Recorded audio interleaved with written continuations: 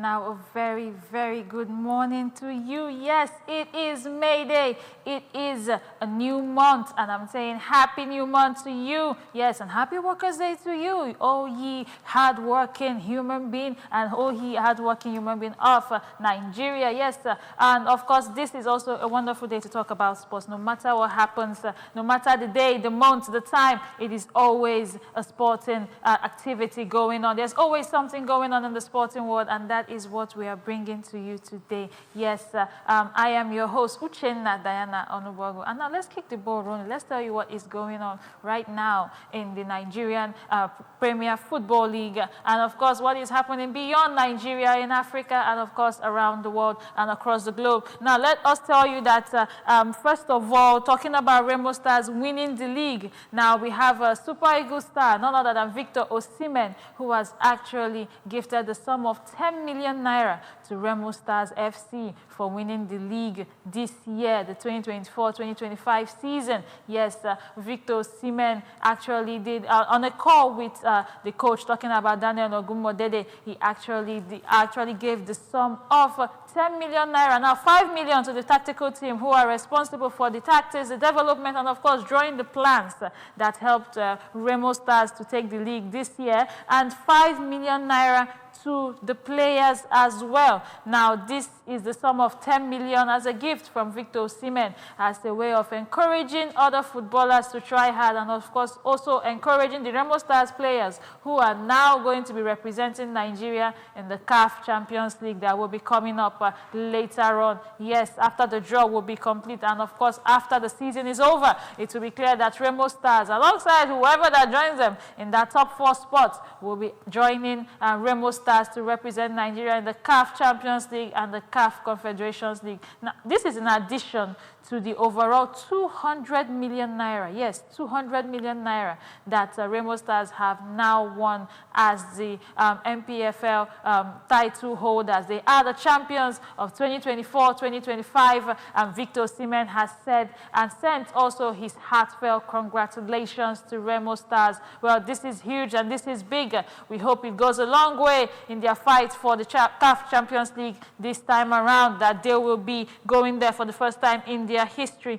Now, let us also remind you that a lot of things will be going down also today and, of course, till Saturday. But let us talk about the President Federation Cup. Yes, the President Federation Cup. That is the President Federation Cup quarterfinals that will be coming up on Saturday, the 3rd of May. Yes.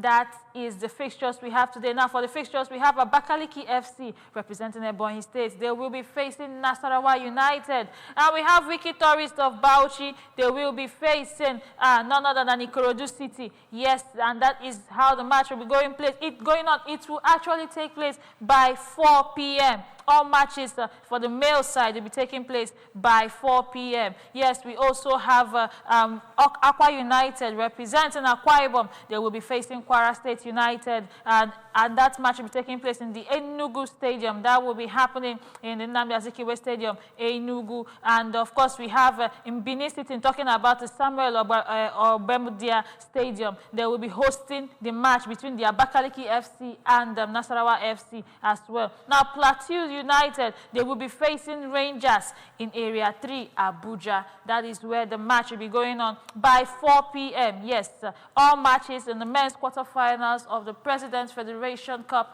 will be taking place by 4 p.m. on Saturday, the 3rd of May, 2025. Yes, and now let us also remind you that the Female President's Federation Cup is also going on. Yes, that will also take place on Saturday, which is also the 3rd of May, but most matches come up by 1 p.m. Now, Rivers Angels, of course, they will be taking their match to First Mahi Babes of Ebonyi, and that match will be taking place in Aba. Now, Remo Ladies of Ogun State will be facing Danas Ladies of Lagos in Ibadan by 1 p.m. also on the 3rd of May. Yes, that will be on Saturday. Delta Queens will be facing Ibom Angels in Enugu by 1 p.m. as well. Onimag of Ondo State will be facing Heartland Queens of Imo State in Benin City Stadium by 10 a.m. Yes, that match will be one of the early matches taking place by by 10 a.m. Oshun Babes will be taking the match to Edo Queens in Lagos by 1 p.m. Mighty Jets Martha of Plateau State will be facing Unification FC of Lagos in Ayimba, also by 1 p.m. Sunshine Queens of Ondo will be facing Confluence Queens of Kogi in Benin City Stadium. That will be happening by 1 p.m. While Nasarawa Amazons, they will be taking the match, of course, and also playing against Bayelsa Queens, who are also representing Bayelsa, obviously. And that match will be happening right here in Oka City Stadium. I repeat, Nasarawa Amazons will be facing Bayelsa Queens, yes, by 1 p.m. on Saturday, the 3rd of May. And that match will be coming up by 1 p.m. in Oka City Stadium, right here in the heart of Oka, and you definitely would like to watch that match, talking about the President's Federation Cup. That will be the women's game. That is the round of 16 for the female side, and of course it is the quarterfinals for the male side that will determine who goes into the semifinals and who makes it into the quarterfinals for the ladies. Yes, and let us still remind you that a lot of things are now going on outside Nigeria. What are we talking about? The Under-20 African Cup of Nations. Yes, it started on the 27th of April, and now talking about the 1st of May, Nigeria will be facing Tunisia today, and that match is coming up by 4 p.m. Nigerian time. Nigeria will be facing Tunisia by 4 p.m. today, and this will be the first match for the Flying Eagles in Egypt. Yes, of course, if you do remember, reminder that Côte d'Ivoire, who are actually the first hosts that were supposed to host this tournament, they withdrew from their hosting rights, stating it is an order from the government that they cannot go on with hosting the Under-20 AFCON tournament, and it was eventually awarded to Egypt. Now, speaking of Egypt, Egypt suffered a very heavy loss, yes, in their match day 2 match against Sierra Leone Under-20. The Young Pharaohs of Egypt, they lost 4-1 to Sierra Leone, a match in which Kamara scored a hat-trick, yes, really, in the 63rd minute, in the 66th minute, and also in the extra time, yes, talking about 90 plus 8, and also there was a penalty for Sierra Leone, and Ba took that and scored in the 76th minute. The only goal for Egypt came by Soliman, and that was in the extra time of 45, the first 45, talking about the first half, 45 plus 5 minutes, and then he scored for Egypt. And this is going to be the first match, like I said, for the Flying Eagles when they face Tunisia today in their Group B fixtures. And of course, we are wishing all the best to the Flying Eagles. Now, a reminder that in Group B, Nigeria is not alone. Nigeria will be facing Kenya eventually. They will face Morocco and Tunisia that they'll be facing later today. Now, talking about Kenya and Morocco, their matches are also scheduled to happen today, but that match will be coming up by 7 p.m. Yes, that would be coming up by 7 p.m. And also, other matches that will be taking place on Saturday will be Egypt taking on Zambia, and their match day 3 of 5, while Tanzania takes on Sierra Leone. Now, a reminder that Group A has 5 teams, unlike the other teams that are actually in the Under-20. Now, Senegal will also be facing Central African Republic tomorrow by 4 p.m., while DR Congo, they face Ghana Under-20 by 7 p.m. tomorrow. Yes, a very, very good reminder that you have to tune in and support the Flying Eagles by 4 p.m. today, where they will be taking on Tunisia. Remember that Nigeria, they are actually the highest Under-20 title holders. Yes, haven't won the Under-20 AFCON 7 times.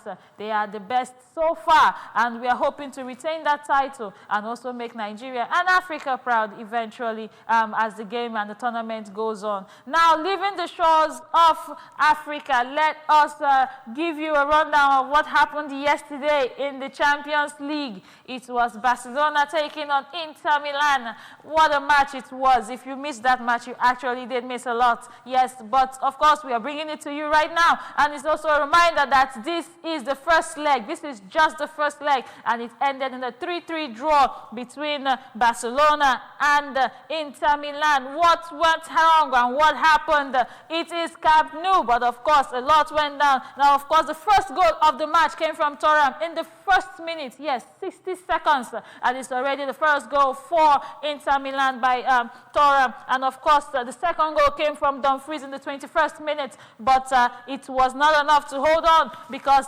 talking about that 17-year-old sensation, none other than Lamine Yamal of Barcelona, he actually tried and of course got the first goal for Barcelona, motivating them to actually move forward for other goals to come. Now, of course, Lamine Yamal scored in the 24th minute for Barcelona, making it 2-1. And then Ferran Torres, talking about that young blood, talking about the Barcelona player, talking about Ferran Torres. He scored in the 38th minute for Barcelona, taking it to 2-2 at the end of the first half. And then coming into the second half, it was Dumfries.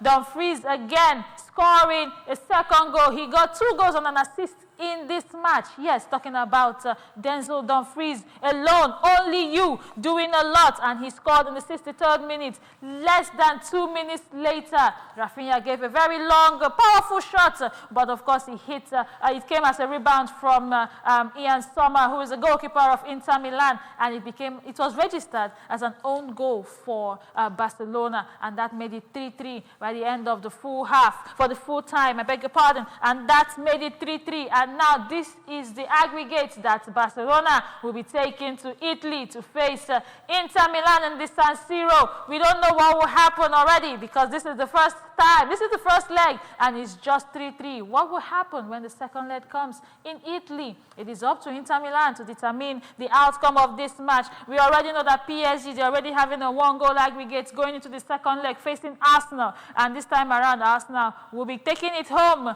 taking it away actually, to PSG. Let's see what happens this time around in France. And that is how the Champions League game, talking about the semi-finals, went through. This is the battle for the finals, and every match has been a thriller back-to-back. Now, talking about the Champions League, let us go to the Europa League, because Europe has a lot of things to offer in football, just like Africa as well. And talking about the Europa League, it is the semi-final fixtures between Manchester United and Athletic Bilbao. Yes, that match will be coming up by 8 p.m.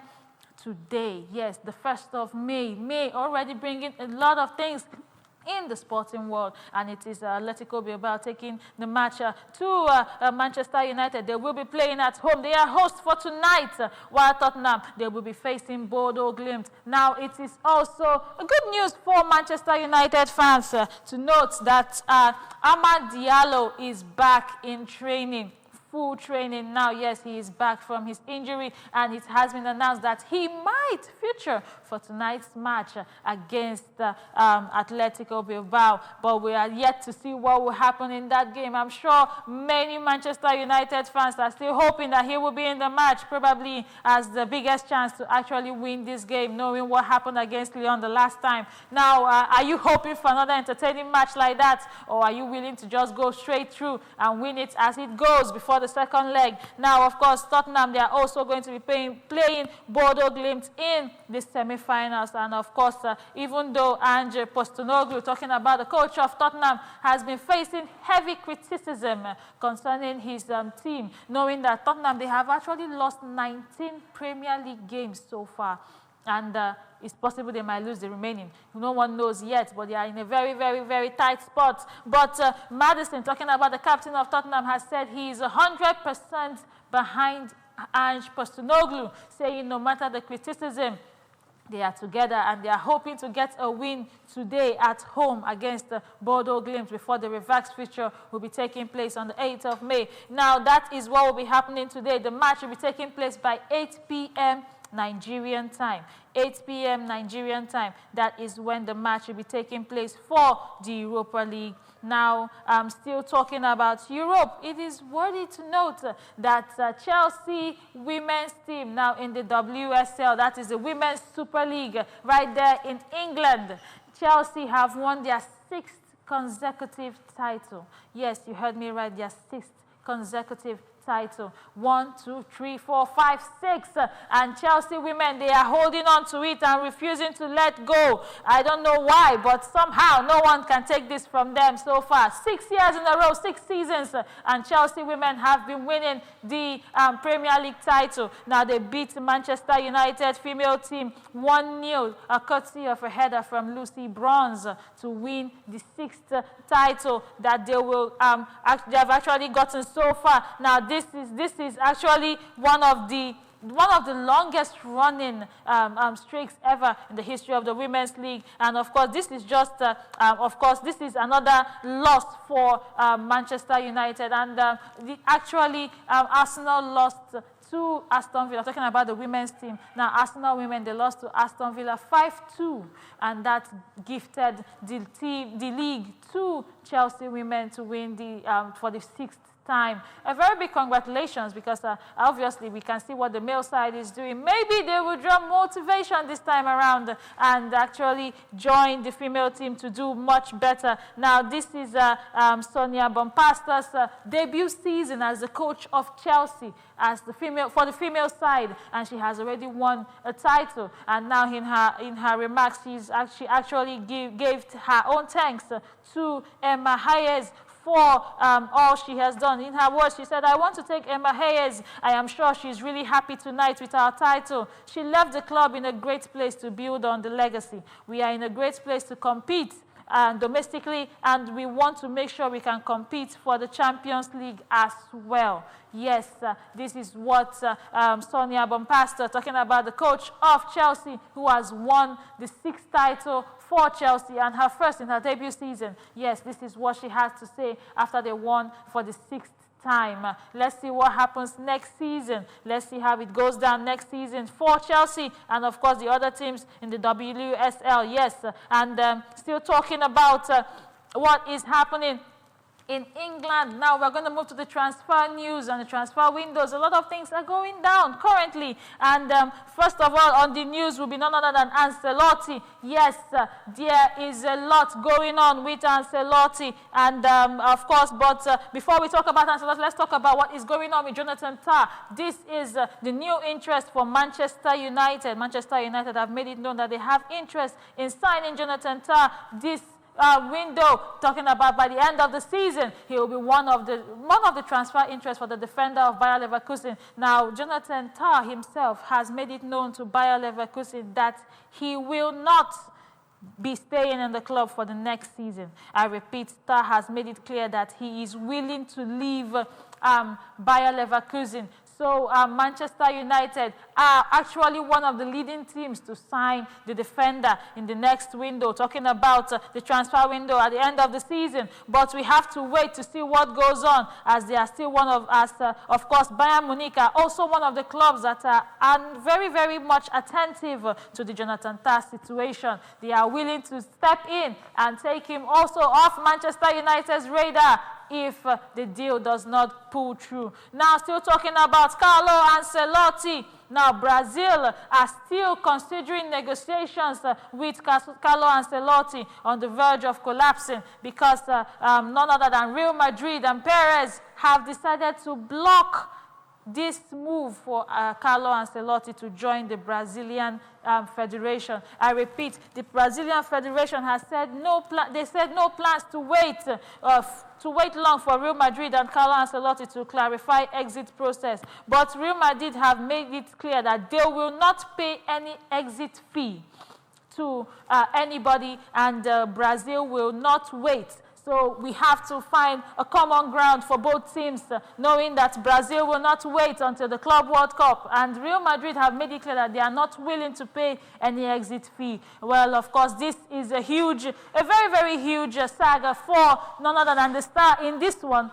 Talking about Carlo Ancelotti, who is willing to leave Real Madrid but cannot leave yet until Real Madrid have made it clear that they will not pay any exit fee, and he's still on a contract until 2027. Now, of course, with this, we come to the end of Sports Splash today. Yes, you can join us again for more sports news and updates, where we can tell you what is going to happen and what is still happening with Carlo Ancelotti and Real Madrid. Thank you so much for listening. Join us again some other time. Bye for now.